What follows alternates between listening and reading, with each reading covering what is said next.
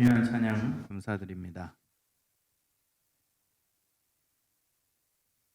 마스크를 벗으려고 했는데 최신 또 방역 수칙을 찾아서 보니까 자체 교회 자체를 위한 유튜브 방송, 개인 방송에 해당하므로 마스크를 착용해야 된다고 나오더라고요.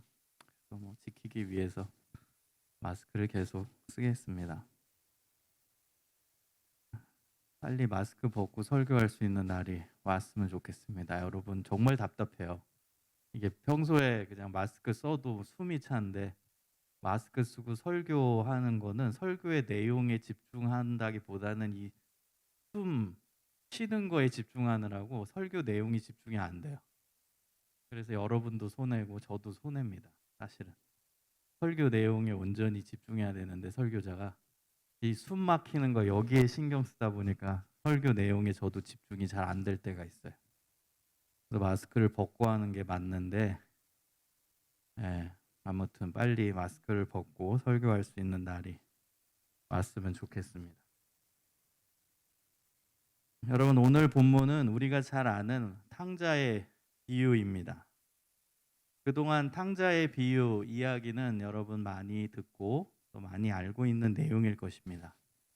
오늘 탕자의 비유를 깊이 있게 살펴보면서 우리 하나님은 어떤 마음을 갖고 우리를 대하시는지 하나님 아버지의 마음을 이해하는 시간이 되었으면 좋겠습니다.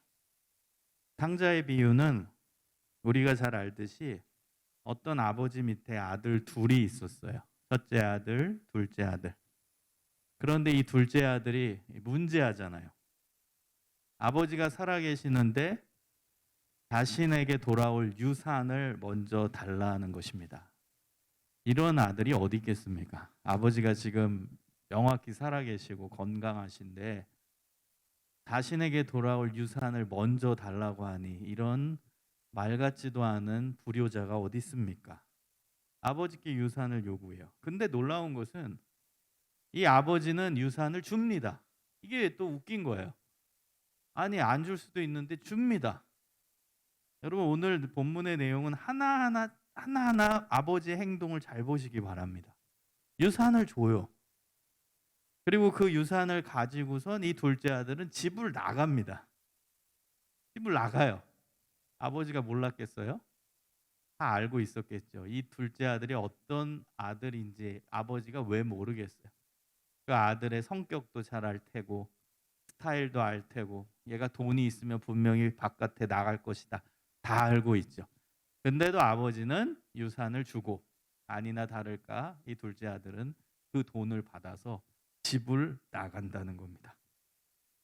여러분 그러나 이제 결론은 우리가 잘 알고 있죠. 이 아들이 이제 밖에 나가서 돈을 다 쓰니까 이제 갈 곳이 없으니까 아버지의 품을 다시 생각하게 되어서 아버지께로 돌아온다라는 내용이고 아버지는 또 그 돌아온 탕자를 받아주신다는 내용입니다.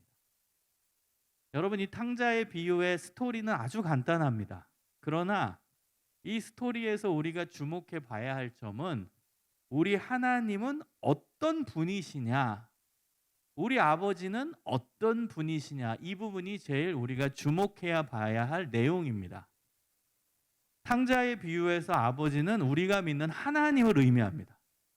그럼 여러분이 탕자의 비유를 잘 보면 우리 하나님이 어떤 분이신지를 정확히 알 수 있다는 겁니다.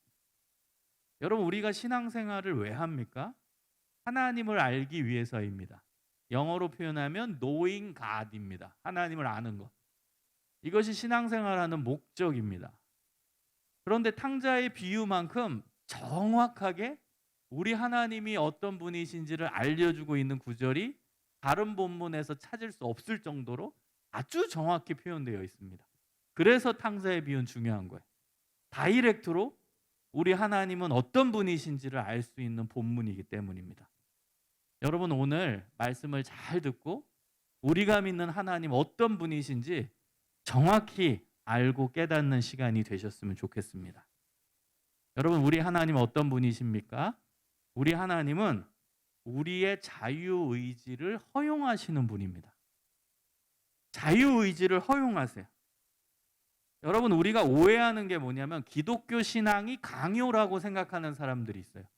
기독교 신앙은 강요다. 왜냐하면 우리가 복음 전할 때 자칫 잘못하면 막 강요하잖아요. 교회 나와. 우리 좀 공격적인 전도법도 있어요. 무조건 나와. 일단 와 보라. 와서 채워. 자리를 채워. 와. 물론 그런 공격적인 전도도 있습니다. 왜냐하면 우리의 안타까운 마음이죠. 죽어가는 영혼 한 명이라도 돌아오게 하는 게 하나님 아버지의 마음이니까 우리가 거기에 따라서 우리 친구들, 우리 지인들 무조건 교회에 나오게 하려는 그런 의지적 표현으로 좀 강요가 될 수도 있어요. 그런데 여러분, 기독교 신앙은요, 잘 보면요, 강요가 아닙니다. 선택입니다. 선택. 인간의 선택을 중시 여깁니다. 여러분, 요한계시록 3장 20절에 보면은 이런 구절이 나와요. 볼지어다 내가 문 밖에 서서 두드리노니 누구든지 내 음성을 듣고 문을 열면 내가 그에게로 들어가 그와 더불어 먹고 그는 나와 더불어 먹으리라. 여러분, 예수님께서 우리 마음 문을 두드리신대요. 똑똑똑 똑똑똑 두드리십니다.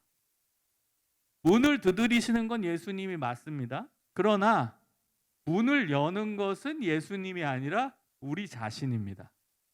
우리가 문을 열 때 그때 예수님은 우리 안에 들어와서 우리와 더불어 먹고 우리와 더불어 사신다라는 것입니다.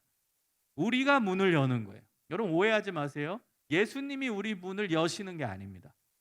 예수님이 강제로 강요로 내가 너의 집, 너의 문 안으로 들어가겠다. 너의 마음 문 안으로 들어가겠다. 내가 열 거다.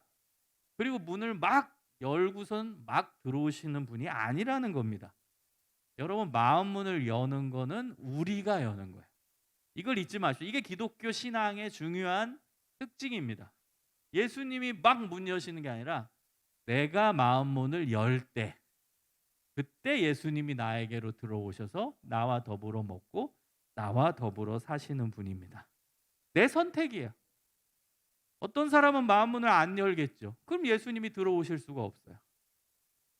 여러분, 예배 시간도 마찬가지입니다. 마음 문을 활짝 여는 사람이 있는가 하면 억지로 참여하는 사람이 우리 안에는 없겠지만 다른 교회 예배 가운데는 있을 수 있어요.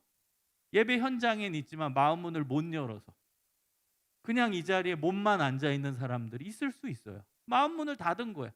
그러면 그 안에 예수님의 은혜가 임합니까? 여러분, 딴 생각하고 이 자리에 앉아 보십시오. 딴 생각하고 찬양 시간에 딴 생각하고 설교 시간에 딴 생각하고 다 딴 생각. 이따가 뭐 먹을까, 뭐 할까, 내일 뭐 해야지 일 생각하고 해보세요. 1시간 지나고 여러분 안에 은혜가 있나? 하나도 안 들어왔을 거예요. 은혜가 어디 있습니까? 여러분, 딴 생각한다라는 거는요, 마음 문을 닫는 거예요.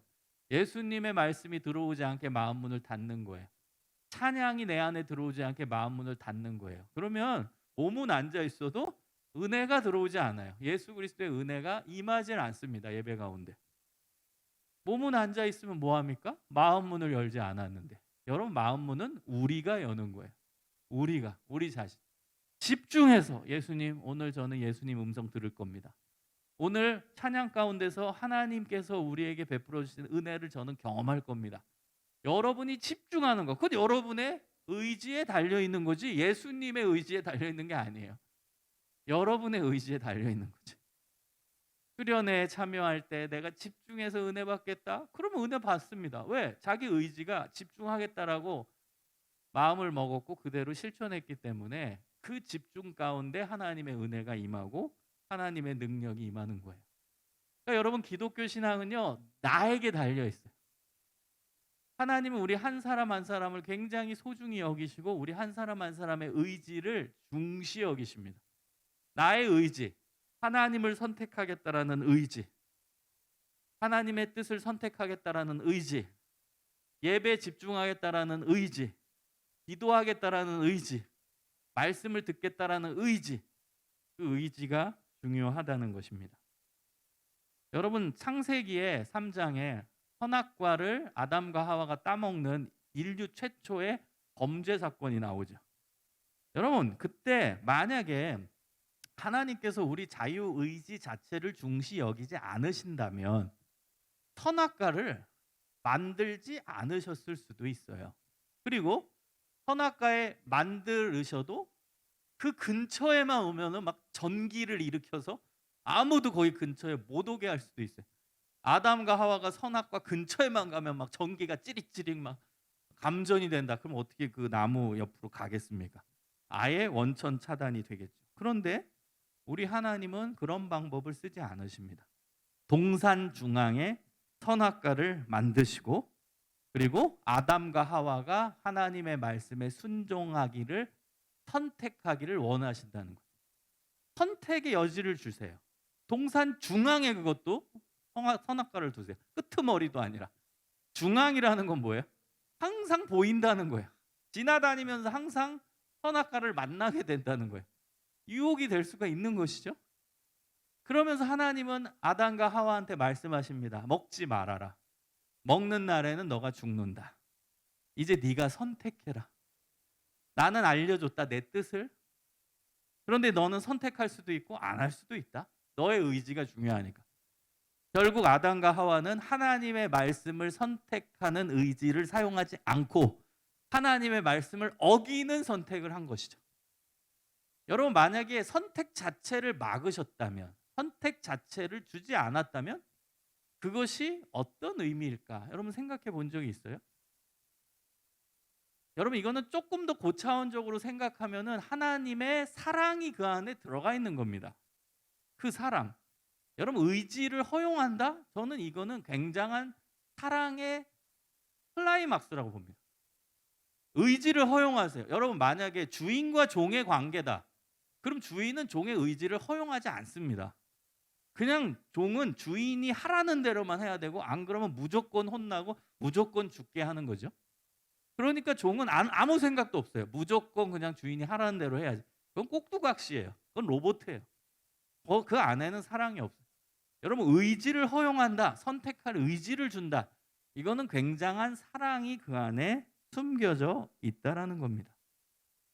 하나님의 마음을 여러분이 이해하시면 좋겠어요. 하나님은 우리가 로봇가 되기를 원하시지 않으셨어요. 그러나 하나님이 원하시는 건 분명해요. 내 뜻대로 너가 선택해 주기를 원한다. 이거 하나님의 명확한 뜻이에요. 그런데 인간은 그렇게 하나님의 뜻대로만 선택하지 않아요. 자유의지가 하나님을 선택하지 않는 쪽으로 선택하는 경우가 많다는 거예요. 그것조차도 하나님은 허용하신다는 거죠. 허용하세요. 그건 네 선택이구나. 나의 뜻은 나의 말씀을 지키고 나의 말씀대로 살기를 원하지만 너는 다른 선택을 하는구나. 너의 의지가 다른 선택을 하게끔 하는구나. 자유의지가 있기 때문에 그것을 하나님은 허용하실 때가 있어요. 너가 그걸 선택했네. 너가 예배 안 오는 쪽을 선택했네. 오늘도 여러분 교회 안 나오고 놀러 간 사람 있죠? 크리스찬임에도 불구하고 그건 놀러 가는 선택을 한 거예요. 하나님의 뜻은 명확하죠. 교회 나와서 예배 드리기를 원하시죠. 여러분, 하나님의 뜻은 명확히 있습니다. 그런데 인간은 그 하나님의 뜻을 선택할 의지도 있지만 선택하지 않을 의지도 있는 거예요. 그걸 허용하셨다는 거예요, 하나님. 그래서 교회 안 나오는 사람이 있어요. 크리스찬임에도 불구하고 놀러 가는 사람이 있어요. 여러분, 오늘 본문에서도 둘째 아들인 탕자는 아버지가 살아계심에도 불구하고 기분 나쁘게 유산을 요구합니다. 유산을 달라고, 떼어달라고 요구합니다. 여러분, 이때 만약에 아버지가 자유의지를 허용하지 않으셨다면 절대 안 주시겠죠. 이런 호로 자식 있나 막 몽둥이로 때렸을 수도 있어요. 이놈의 자식이 어떻게 아버지가 시퍼렇게 살아있는데 유산을 달라고 하냐. 너 그거 갖고 지금 나가가지고 너 맘대로 쓰려고 하는 거지. 내가 너 모를 것 같아? 내가 너 손바닥 다 들여다보고 있다. 너는 내 손 안에 있는 애야.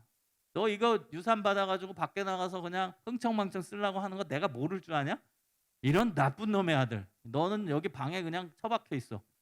여러분, 그랬을 수도 있어요. 아버지는 다 알죠. 이 아들을 키웠는데 이 아들의 스타일, 이 아이들이 어떤 애인지, 이 아들이 모범생인지 아닌지 모르시겠어요? 전부 다 알죠. 그럼 분명히 유산을 갖고선 바깥으로 나가서 지 맘대로 흥청망청 쓸 것을 이미 다 알고 계시죠. 그러나 주세요. 그러나 주세요. 알면서도 유산을 주신다는 거예요. 집 나갈 것을 알면서도 유산을 준다는 거예요. 돈을 준다는 거예요. 이게 정말 재밌지 않아요, 여러분? 여러분 오늘 아버지가 하나님이라니까요. 하나님이 누구신지를 정확히 알 수 있다니까요. 주신다고요. 허용하신다는 거예요. 잘못된 길임을 알매도 불구하고 아버지는 다 보고 계심에도 불구하고 얘 분명히 돈 갖고선 타락할 것을 알매도 불구하고 달라고 하니까 주세요. 여러분 우리의 기도도 마찬가지예요. 우리의 기도가 뭐 다 하나님 뜻에 맞겠습니까?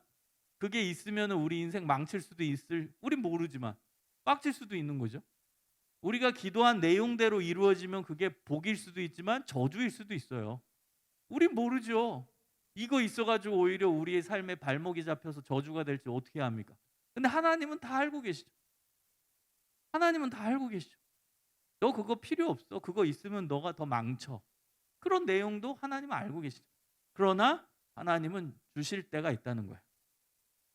그게 잘못된 것임에도 불구하고 우리가 때를 쓰고 달라고 하고 계속 필요하다고 하고 저는 무조건 이거 있어야 된다. 그럼 주실 때가 있다는 거예요. 오늘 아버지처럼. 그냥 뗐으니까 잘못된 길로 갈 것을 알매도 불구하고 주십니다. 허용하십니다. 이게 우리 하나님이에요. 우리 하나님의 모습입니다. 여러분 우리가 좀 더 깊이 있게 한번 생각해 봅시다. 왜 하나님은 자유의지를 허용하실까요? 왜? 잘못된 선택을 해서 망하라고? 그래 너 맛 좀 봐라. 잘못된 선택해가지고 그게 얼마나 나쁜 건지 얼마나 너 인생의 발목을 잡는 건지 네가 경험적으로 깨달아 알아라. 망해봐라. 여러분 이런 의미로 하나님께서 자유의지를 허용하신 걸까요? 여러분 이건 하나님에 대한 오해입니다. 우리 하나님이 우리를 사랑하시는 분인데 너 자유의지 갖고서 나쁜 선택해서 망해봐라. 이런 의미로 자유의지를 허용하실까요? 절대 그렇지 않죠. 하나님은 우리를 인격체로 대우하시기 때문에 자유의지를 주시는 거예요. 인격체로 대우하시니까. 여러분 의지를 허용한다? 이거는 사랑이라니까요. 상대방의 의지를 인정해준다? 이건 사랑이에요. 여러분 만약에 어떤 남자 어떤 여자가 서로 사랑해요. 근데 서로 의지를 인정을 안 해. 그리고 강요만 하고 있어. 그럼 그게 사랑입니까? 그 말로는 이렇게 하죠. 내가 너 사랑해서 그래. 그거는 요즘 용어로 가스라이팅이라고 하죠. 그건 사랑이 아니에요. 가스라이팅이지. 다 자기 손 안에서 놀게끔 하는. 강요하고 내 뜻대로만 해야 돼요. 내가 이거 하라는 것만 해야 돼요. 그건 가스라이팅이지 사랑이 아닙니다. 여러분 잘 들으세요. 우리 하나님은 우리의 자유의지를 통해 세속적인 가치가 얼마나 소용없는지를 철저히 깨닫기를 원하시는 거예요. 하나님 안에 있을 때, 신앙 안에 있을 때가 가장 행복하다라는 사실을 경험적으로 깨닫기를 원하십니다. 스스로 깨달으라는 거예요. 하나님 품 안이, 하나님 안이 가장 행복하다라는 사실. 하나님 품이 제일 안전하다라는 사실. 그걸 경험적으로 깨달으라는 거예요. 그래서 아이러니하지만 다시 하나님께 돌아오는 자유의지를 이용하기를 사용하기를 원하십니다. 우리 하나님은요 다시 하나님께 돌아오는 자유의지를 사용하기를 원하시는 거예요. 여러분 오늘 탕자를 잘 보세요. 집 나갈 자유의지를 갖고 집 나가죠. 그러나 놀라운 건 다시 아버지께로 돌아오는 자유의지를 또 사용해요. 그 선택을 해요. 이것도 다 자유의지예요. 자기 의지예요. 밖에 나가서 마음껏 살아서 망하기 직전에 망했죠. 망하기 직전도 아니라 망했죠. 돈 다 탕진하고 망했어요. 그런데 탕자가 잘한 점은 뭐예요? 다시 아버지께로 돌아오는 선택을 하잖아. 다시 아버지께로 돌아오는 자유의지를 발동하잖아. 이건 잘한 거예요. 그러니까 자유의지가 두 측면이 있어요. 잘못된 길로 갈 수 있는 자유의지도 있지만 다시 돌이킬 수 있는 제대로 된 길로 돌아올 수 있는 자유의지도 있다는 거예요. 하나님은 그걸 원하시는 거예요. 하나님 품 안이 제일 안전하다. 하나님 품 안이 제일 행복하다. 하나님께 돌아오는 자유의지를 사용해라. 자유의지를 주신 이유입니다. 하나님 안에 있다는 게 제일 안전함을 네가 경험적으로 깨달아라. 그래서 하나님께 다시 돌아오는 자유의지를 사용해라. 여러분, 오늘 본문에서 탕자는 집을 나가서 허랑방탕하게 세월을 낭비했습니다. 처음에는 유산이니까 얼마나 돈이 많았겠어요. 그 돈이 있으니까 든든하고 행복하고 친구들도 많죠. 감각적인 쾌락적인 삶을 살고 있죠. 여러분 상상해 보세요. 갑자기 로또 복권이 당첨돼서 100억 원이 생겼어요. 뭐 하시겠습니까? 로또 당첨이 됐어요. 100억 원이 생겼어요. 여러분이 지금 100억 원이 있다면 이거 하고 싶다. 그게 여러분의 삶의 가치입니다. 여러분의 삶의 태도입니다. 여러분의 삶의 목적입니다. 100억이 딱 생겼을 때 이거 하고 싶다. 떠오르는 그게 여러분의 삶의 목적이에요. 가치예요. 뭡니까? 이 탕자는 돈이 많으니까 삶의 가치, 삶의 태도가 노는 거예요. 그냥 마음껏 나를 위해 사용하자. 내가 원하는 대로 살자. 그냥 내가 누리고 싶은 거 다 누리자. 여러분, 시대와 관계없이 돈이 있으면 사람이 모입니다. 그래서 돈이 파워잖아요. 돈이 있잖아요? 그럼 주변에 사람이 모여요. 돈 때문에 모여요. 인기가 많아져요. 이거는 동서고금을 막론하고 시대와 관계없이 돈이 있으면 주변에 사람이 모입니다. 그래서 돈 많은 부자 옆에는 사람들이 많아요.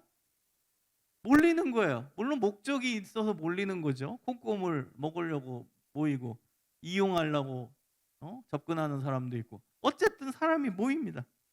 이 탕자도 마찬가지예요. 돈이 많으니까 밖에 나갔지만 사람들이 모여요. 그 주변에 친구들이 많아져요. 노는 친구들, 함께하는 친구들, 인정해주는 친구들 주변에 많아지게 됐어요. 문제는 돈이 없어졌을 때죠. 다 썼어요.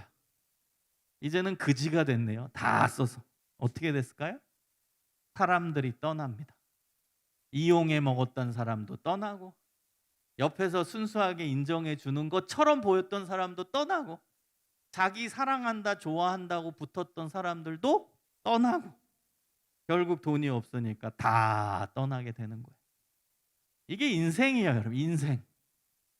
물질적 가치로 살아가면 이게 위험합니다. 없으면 사람들이 떠나가요. 인기가 없어져요. 주변에 나를 따르던 사람도 다 사라집니다. 여러분, 결국 이 탕자는 돈이 없으니까 어디까지 가냐? 남의 집에 들어가서 돼지 치는 일을 했어요. 돼지 케어하는 일을 합니다. 여러분, 이스라엘 문화권 속에서 돼지는 아주 부정한 짐승입니다. 돼지 옆에 가면은 죄를 지었다라고 생각할 정도였어요. 돼지는 부정한 짐승이었어요. 그래서 유대인들은 돼지 옆에 가지 않아요. 그러니까 돼지 치는 일을 하는 사람은 유대인이 아니었어요. 이방인이죠. 죄 있다고 여기는 이방인. 그런데 오늘 탕자는 유대인이에요. 유대인이 죄 있는 사람들이 친다는 돼지를 쳐요. 아무도 하지 않는 그 일을 갈 곳이 없으니까 먹고는 살아야 되는데, 누구 집에 일에 들어가서 일은 해야 되는데 할 수 있는 일이 돼지 치는 일밖에 없었다는 거예요. 그래서 남의 집에 돼지 치는 일로 들어가는 거예요. 그리고 돼지가 먹는 열매를 먹어요. 얼마나 비참합니까? 여러분, 지금 탕자의 상태를 잘 보세요. 돈이 없죠? 아무것도 없는 빈곤 상태예요. 불쌍하죠, 육체적으로도. 그리고 지금 돼지 치는 일을 하고 있어요. 이건 신앙적으로 어떤 의미냐? 돼지를 그 당시에 친다라는 건 죄인이라는 뜻이에요. 죄인이 된 거예요, 영적으로도. 그리고 아빠와 가족과 관계가 단절됐죠. 관계의 단절에서 느끼는 고독함, 외로움, 완전 인생 밑바닥을 지금 탕자는 경험하는 거예요. 아무것도 없어요. 돈도 없어요. 인간관계도 끊어졌어요. 그러니까 정신적 위기도 왔어요. 게다가 지금 돼지 치는 일을 하면서 부정해졌어요. 죄도 많이 지었네요.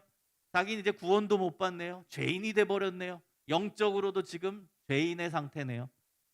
희망이라는 것은 눈꼽만치도 찾아볼 수 없는 상태가 돼버린 거예요. 이 탕자는. 희망이 없어요.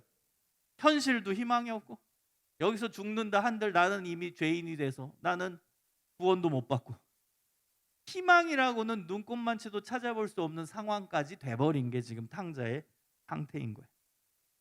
여러분, 그 상황에서 이 탕자가 누구를 생각하죠? 아버지를 생각한다는 거예요. 아버지. 여러분 여기서 깊게 한번 생각해 볼래요?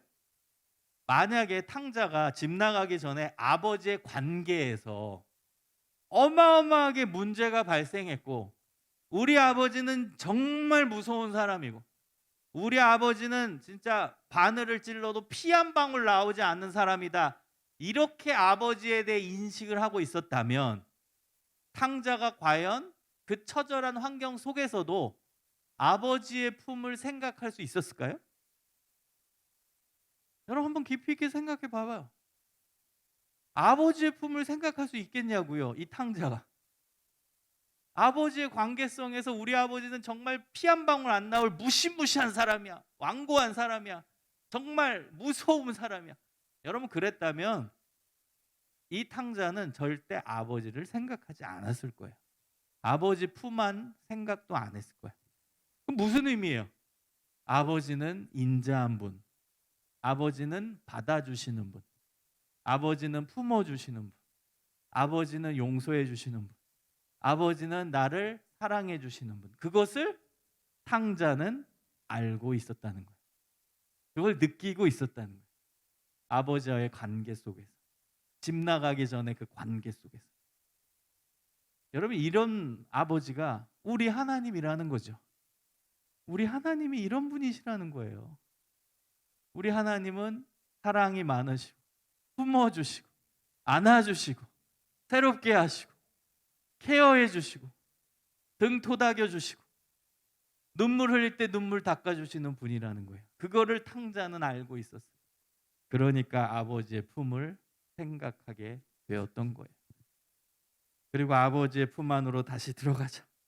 아버지의 품이 제일 안전하다. 아버지의 품이 제일 사랑스럽다. 아버지의 품이 나를 안아주시는 가장 따뜻한 곳이다. 그걸 깨닫는 겁니다. 사랑하는 우리 청년 여러분, 성경은 답을 제공해 주는 책이에요. 답. 청년들 중에 이런 청년이 혹 있을 수 있어요. 아, 나도 놀 거 다 놀아봐야 그 다음에 탕자 같은 고백을 할 수 있을 것 같습니다. 지금은 젊으니까 놀게요. 있을 수 있어요. 그렇죠? 아, 저는 아직 20대예요. 더 놀아야 돼요. 탕자도 다 놀았잖아요. 그리고 나서 나중에 돌아가잖아요. 저도 나중에 돌아갈게요. 한 50대 돼서. 여러분 그렇게 말씀하시는 분이 혹 있다면 미련한 겁니다. 성경은 답을 제공해 주고 있어요. 실패한 인생의 결과도 얘기해 주고 있고, 탕자같이 이런 방탕한 생활을 해서 얼마나 비참한지에 대한 그 삶의 과정도 성경에 드러나 있고, 근데 우리가 그 전철을 밟겠다고요? 그 과정을 밟아보겠다고요? 그리고 나중에 탕자처럼 주님밖에 없습니다 얘기하겠다고요? 미련한 겁니다. 미련한 거예요. 여러분 솔로몬이 그렇게 미련했죠? 솔로몬 처음엔 지혜의 왕이었다가 그 다음 타락하잖아요. 이방신에게 빠지고 쾌락에 빠지고 돈에 빠지고, 그리고 허랑방탕하게 타락하며 살다가 맨 마지막 죽기 직전에 주님 잘못했습니다. 주님밖에 없습니다. 모든 것은 헛되고 헛되고 헛되고 헛되니 모든 것은 헛됩니다. 오직 여호와를 경외하는 것만이 헛되지 않습니다. 그렇게 해서 쓴 책이 전도서 잠언인 거예요. 여러분 그렇게 다 경험해봐야 아는 게 아니에요. 그런 이제 샘플들이 성경에 나오잖아요. 인생을 살아보니까 헛되고 헛되고 헛되고 헛되니 모든 것이 헛되도다. 유일하게 헛되지 않는 거 여호와를 경외하는 것이다. 이게 전도서의 내용이에요. 죽기 직전에 쓴 거예요. 솔로몬이. 우리 후대 사람들에게 전해주기. 우리는 그 잘못된 전철을 밟을 필요가 없어요. 성경에 답이 나오니까. 다 헛된 거예요. 아버지 품만이 제일 안전한 거예요. 하나님 품만이 제일 좋은 거예요. 하나님 품만이 제일 사랑스러운 거예요. 하나님 품만이 제일 행복한 겁니다. 이걸 깨달으시면 좋겠어요. 그래서 하나님 품 안으로 항상 들어가는 자유의지를 사용할 수 있기를 소망합니다. 여러분 우리 하나님은 어떤 분이시냐? 두 번째는 돌아오기만을 기다리시는 분입니다. 여러분 우리 하나님은요, 우리가 죄를 짓고 실수를 했을 때 정죄하는 분이 아니라 다시 하나님께로 돌아오기를 간절히 원하시는, 기다리시는 분이라는 사실입니다. 이게 사랑입니다. 여러분, 사랑의 요소가 여러 가지지만 그중에 중요한 요소 중에 하나가 기다림입니다. 여러분, 누군가를 사랑한다? 그럼 기다릴 줄 알아야 되죠. 사랑의 중요한 요소가 기다림이에요. 여러분, 우리가 뭐 데이트할 때도 뭐 30분 기다릴 때가 있고 1시간 잘못 기다릴 수 있고 뭐 교통편이 잘못돼 가지고 기다릴 수도 있어요. 기다릴 줄을 알아야 그게 사랑이에요. 상대방이 뭐 결혼 날짜 이걸 원하고 나는 지금 하고 싶은데 상대방은 여러 상황 가운데 1년 후에 하고 싶다. 그럼 기다려야죠. 기다림이 사랑의 중요한 내용입니다. 기다릴 줄 알아야 돼. 상대방의 눈높이를 맞추는 게 기다림이죠. 여러분, 우리 아버지가 어떤 분이십니까? 탕자가 집을 나간 이후에 계속 아들을 기다립니다. 그놈 참 짐 잘 나갔네. 이런 분이 아니라는 거예요. 집 문을 열어놓고 항상 문 밖에 나가서 아들이 언제 올까 계속 기다리신다라는 거예요. 우리 아버지, 우리 하나님은 우리가 자꾸 나가잖아요. 딴 데로 하나님께만 집중하지 않잖아요. 그러면 계속 기다리세요. 얘가 올 때가 됐는데, 얘가 교회 나올 때가 됐는데, 예배 드릴 때가 됐는데, 하나님 품 안에 들어올 때가 됐는데 계속 기다리시는 분입니다. 여러분, 인간의 사랑과 하나님의 사랑이 여기서 명확히 갈리는 거예요. 인간의 사랑은 조건적 사랑이에요. 있을 때 인정해 주는 거예요. 여러분, 탕자가 그걸 보여주잖아요. 돈이 있을 때 주변의 사람들이 모이고 그 사람을 사랑해 줘요. 이게 인간의 사랑을 보여주는 거예요. 인간의 사랑은요, 가진 게 있을 때 주변에 모이고 그 사람을 인정해 주고 사랑하는 거예요. 가진 게 있을 때.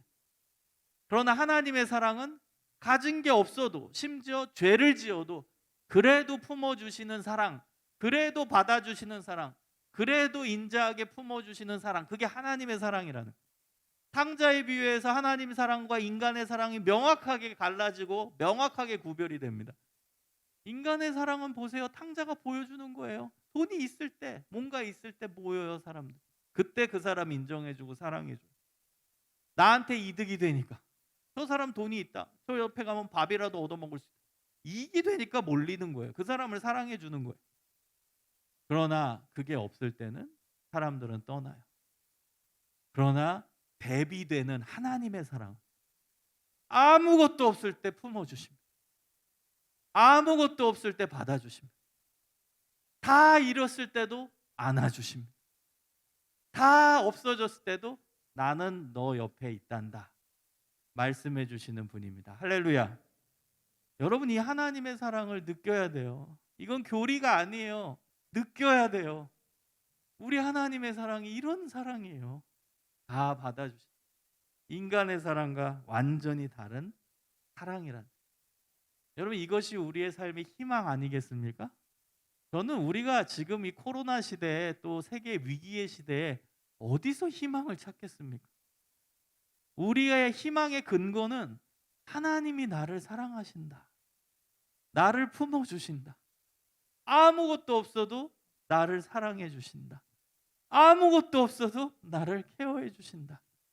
여러분, 이게 희망의 근거가 아닐까요? 근데 놀라운 것은 성경에서 증명해 주는 거예요. 아, 우리 하나님 이랬으면 좋겠다. 하나님 우리를 무조건 받아줬으면 좋겠다. 그 차원이 아니라는 거예요. 하나님의 사랑은 팩트예요. 팩트. 사실. 성경에 기록된 사실. 그러니 얼마나 감사해요. 하나님 저 좀 사랑해 주세요. 사랑 받았으면 좋겠어요. 우리 하나님 이렇게 자애로운 분이시면 좋겠어요가 아니라니까요. 우리의 바람이 아니라 성경에 드러난 하나님은 진짜 우리를 사랑하고 아무것도 없어도 품어주시고 아무것도 없어도 사랑해 주시고 아무것도 없어도 다 너가 최고다라고 말씀해 주시고 심지어 죄를 지었을 때도 나 너 받아줄게. 난 널 사랑해. 그럼에도 불구하고 이 사랑이 우리가 믿는 하나님의 사랑이에요. 여러분, 20절에 보면은 이제 탕자가 돌아와요. 그럼 아직도 상거가 먼데 아버지가 저를 보고 측은히 여겨 달려가 목을 안고 입을 맞추니. 여러분, 무슨 장면이에요? 지금 아들이 아버지께 연락하고 온 거예요? 아니잖아요. 갑자기 온 거잖아요. 당시에 무슨 전화가 있습니까? 뭐가 있습니까? 갑자기 온 거예요. 근데 아버지는 아들이 멀리서 오는데도 보고 측은히 여겨 달려가서 안고 입을 맞춰요. 무슨 의미겠습니까? 매일 밖에 나가서 아들이 언제 올지 기다리고 계셨다는 겁니다. 기다리고 계셨다는. 그게 우리 하나님의 사랑이라는 것입니다. 더 놀라운 것은요. 여러분, 아버지가 아들을 보자마자 달려가서 안아주고 입 맞추고, 여러분 그게 언제 일어난 것이죠? 아들을 보자마자요. 여러분, 이 아들 탕자는 아버지를 보고 아버지 잘못했습니다. 제가 잘못했습니다. 저 이러이러한 죄를 지었습니다. 아버지, 저는 아버지의 아들이라 불릴 자격이 없습니다. 이 말을 하기 전입니다. 저는 여기서 닭살이 돋았어요. 아들이 아버지 만나서 무릎 꿇고 손이 발이 되도록 빌고 나서 그 다음 아버지가 그래 용서해 줄게가 아니라는 거예요. 아들이 지금 아버지한테 회개 안 했어요. 회개하는 말 아직 안 했어요. 아버지를 보고선 아버지 잘못됐습니다 말 안 했어요 아직. 근데도 아버지는 말하기도 전에 가서 아들을 안아주고 입 맞추고 품어주는 거예요. 아직 회개하지도 않았는데 그냥 아들 보자마자 아버지는 그냥 반가워가지고 끌어안는 거예요. 여러분, 이 사랑이 진짜 사랑입니다. 진짜 사랑이에요. 손이 발이 되도록 빌고 잘못했어요. 이제 절대 안 그럴게요. 잘못했습니다. 아버지 잘못했습니다. 그래, 네 잘못 네가 알았느냐? 이제는 그렇게 하지 마. 안아줄게. 일로 와. 이게 아니라는 거예요. 회개하기도 전에 아버지는 아들을 품어주십니다. 그냥 아들 보자마자 끌어안고 안아주시는 분. 여러분, 진짜 사랑하시는 우리 하나님의 모습입니다. 우리를 사랑하신. 사랑하는 여러분, 우리 하나님의 사랑을 표현한 찬송가가 404장입니다. 그 크신 하나님의 사랑 말로 다 형용 못하네. 저 높고 높은 별을 넘어 이 낮고 낮은 땅 위에 죄범한 영혼 구하려 그 아들 보내사 화목제로 삼으시고 죄 용서하셨네. 하나님 크신 사랑은 측량 다 못하며 영원히 변치 않는 사랑 성도여 찬양하세. 하늘을 두루마리 삼고 바다를 먹물 삼아도 한없는 하나님의 사랑 다 기록할 수 없겠네. 하나님의 크신 사랑 그 어찌 다 쓸까? 저 하늘 높이 쌓아도 채우지 못하리. 하나님 크신 사랑은 측량하지 못하며 영원히 변치 않는 사랑 성도여 찬양하세. 여러분이 하나님의 사랑을 받아 누리시기를 소망합니다. 여러분, 하나님의 사랑이 우리 안에 있다. 이것이 우리의 삶의 희망이고 우리가 살아갈 수 있는 이유입니다. 하나님이 나를 사랑한다. 여러분, 우리 인생 이 하나의 명제만 받아들이고 믿음으로 살아간다면 우리 삶은 살만하지 않겠어요? 하나님이 나를 사랑하신다는데, 온 세상 만물 만드신 하나님이 나를 언제나 사랑하신다는데, 죄를 지었을 그때도 정죄하지 않으시고 품어주시는 사랑인데, 우리가 그 하나님의 사랑 가지고 있다면 여러분 얼마나 행복한 삶을 살 수 있겠습니까? 여러분, 많이 힘드시죠? 살아가기 힘드시죠? 코로나 때문에 힘드시죠? 여러 가지 뉴스 때문에 힘드시죠? 희망의 뉴스는 없고 절망의 뉴스만 들려서 힘드시죠? 일하기도 힘들고 미래도 막막하고 앞으로 세상은 좋아질 것 같지도 않고. 여러분, 희망의 근거를 어디서 찾으십니까? 희망의 근거 하나님의 사랑에서 찾으십시오. 그게 유일한 희망의 근거입니다. 저도 요즘에 살면서 진짜 어디서 희망을 찾을까? 나의 만족? 나의 성취? 그건 유치한 거죠. 뭐 열심히 뭔 잘한다고? 성취한다고? 사람들이 박수 쳐준다고? 유치한 거죠. 그것 때문에 기분이 좋고 희망이 생긴다? 유치한 거예요. 저는 그 단계는 옛날에 뛰어넘었어요.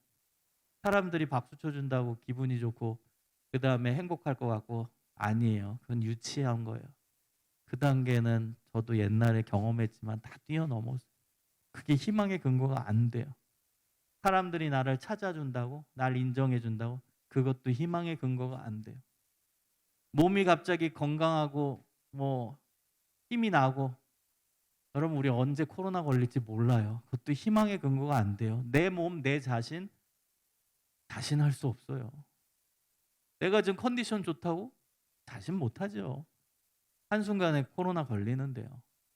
어디서 여러분 희망의 근거를 찾으시겠습니까? 어디서? 지금 여러분 돈 많이 주는 직장에서 일하고 있어서 좋습니까? 그게 희망의 근거예요? 돈은 있으면 있을수록 더 필요한데? 맞죠? 여러분 돈은 있으면 있을수록 더 필요합니다. 제가 많은 성도들 만나봤지만 나는 지금 돈 때문에 만족합니다. 본 적이 없어요. 다 부족하대. 객관적으로 보면 저분은 아파트에 살기도 하고 서울에 아파트도 있고 좋은 차도 끌고 다니시고 딱 보면 괜찮은 것 같은데도 그분들 만나면 다 우는 소리예요. 돈이 없다고. 여러분 우리나라 사람들 중에 난 돈이 있어서 만족해 이런 사람이 어디 있겠어요. 돈은 있으면 있을수록 더 가져야 되고 경제 규모가 커지면 커질수록 더 많은 걸 요구하게 돼요. 우리의 가정 경제가 더 많아져요. 거기에 맞춰서 지출을 하게 되거든요. 계속 부족한 거예요. 계속. 여러분 이게 인간의 삶입니다. 어디서 희망의 근거를 찾으시겠어요? 어디서? 계속 부족한데. 어디서? 여러분 희망의 근거는 하나밖에 없어요. 하나님이 나를 사랑하신다. 그게 진짜 희망의 근거입니다. 그게 소망의 유일한 이유예요. 여러분 다른 데서 희망을 찾지 마십시오. 하나님이 나를 사랑하신다. 이 하나의 놀라운 진리 가운데 희망을 찾으십시오. 그럼 당당하게 살 수 있어요. 그럼 담대하게 살 수 있어요. 그럼 사람들이 나를 인정 좀 안 해도 괜찮아요. 나 칭찬 안 해도 괜찮아요. 쟤보다 공부 좀 못해도 괜찮아요. 직장 생활 가운데서 다른 상사보다 일 좀 못하고 지적받아도 괜찮아요. 여러분 온 세상 만드신 하나님이 날 사랑하신다는데 위축될 필요가 뭐가 있습니까? 위축될 필요가 뭐가 있어요? 땅 꺼지듯이 한숨 쉴 필요가 뭐가 있습니까? 전지전능하신 모든 만물을 만드신 하나님이 나를 사랑하신다는데 여러분 이것이 우리의 유일한 희망의 근거입니다.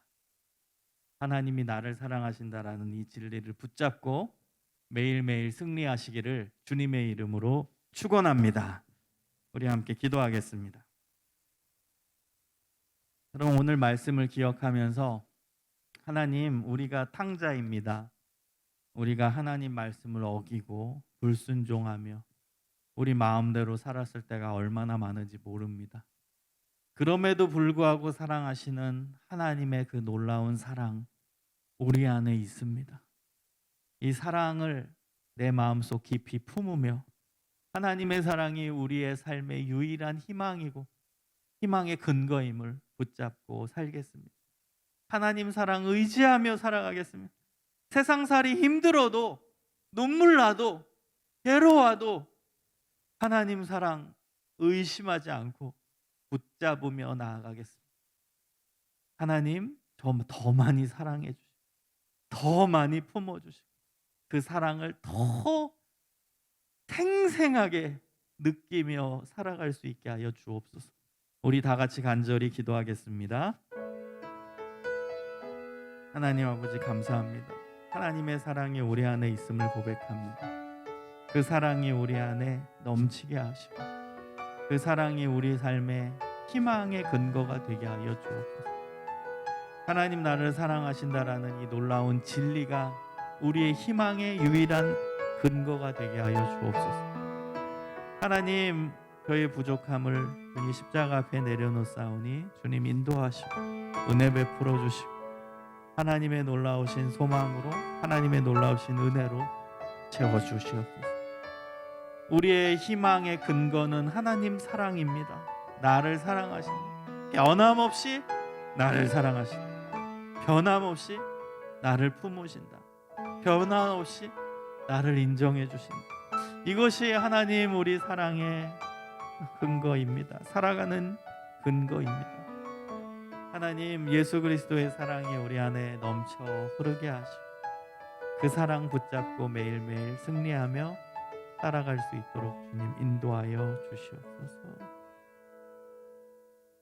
사랑의 하나님, 참으로 감사를 드립니다. 저희들을 사랑해 주셔서 진실로 감사드립니다.